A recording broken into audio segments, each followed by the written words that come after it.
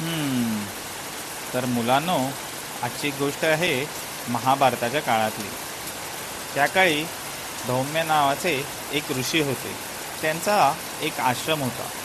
आश्रमात अनेक विद्यार्थी शिकायला होते. दिवसभर अभ्यास करत आणि मधल्या वेळेत जी गुरुजी सांगतील ते कामं करायची. गुरं राखायची, त्यांना चारा खायला घेऊन जायचा, त्यांचं दूध काढायचं, आश्रमची साफसफाई, शेणगोठा करणे, शेत लावणे, कधीकधी अन्य जी पडेल कामं तीही ते कामं करत.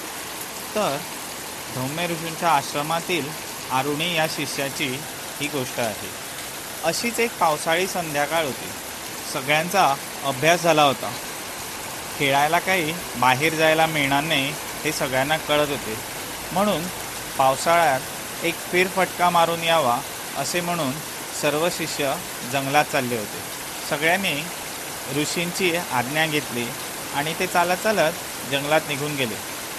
आरुणी मात्र गुरुजींसोबत राहिला. हळूहळू पावसाचा जोर वाढू लागला. ते पाहून ऋषींना चिंता झाली की शेतात जर पाणी आले तर पिकाची नासाडी होईल. म्हणून धौम्य ऋषींनी आरुणीला सांगितले, आरुणी बाळा, जरा शेतात जाऊन ये बघू. पाणी जर बांधावरून यायला लागले तर पूर्ण पिकाची नासाडी होईल. गरज पडल्यास थोडेसे दगड लावून त्याची उंची वाढव. आरुणी पटकन हो म्हणाला आणि शेताकडे निघाला.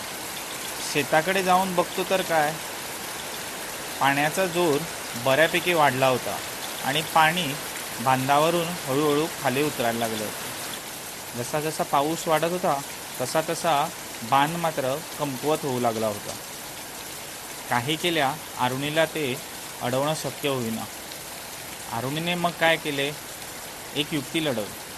तो सरळ बांधाच्या अलीकडे झोपला, म्हणजे पाण्याचा वेग जो काही आहे तो अडवला जाईल. हे करताना मध्ये मध्ये पाणीचा जोर वाढत होता तसं आरुणीच्या नाकातोंडात पाणी जात देखील होते. पण आरुणीने त्याची फिकीर केली नाही. आश्रमात सगळी मुलं उशिरा परतली होती. संध्याकाळची शुभंकरोती झाली, भजनं झाली आणि जेवून आता झोपायची वेळ झाली. तेव्हाच धौम्य ऋषीने तिथे येऊन मुलांना विचारले, अरे आरुणी कुठे गेला? तोपर्यंत मजा मस्तीच्या वेळेत अन्य शिष्यांच्या लक्षातही नाही आले की आरुणी आपल्याबरोबर नाहीच आहे. मग ऋषींनी सांगितले की त्याला बांधावर पाठवले होते. तिकडं पाणी वाढायला लागलं असे आणि त्यांना आरुणीची काळजी वाटली. म्हणून ते सर्व शिष्यांना घेऊन बांधाकडे गेले.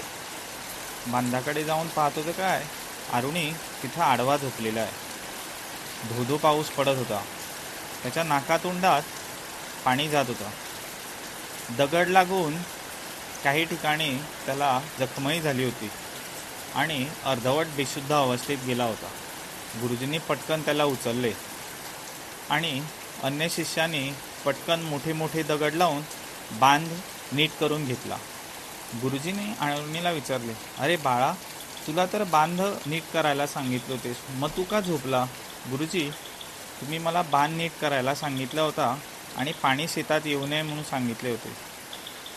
पण हळूहळू बांधाला भेगा पडू लागल्यामुळे मला वाटले की शेतात पाणी वाढेल आणि पिकाची नासाडी होईल, म्हणून मी तिथंच आडवा झोपलो.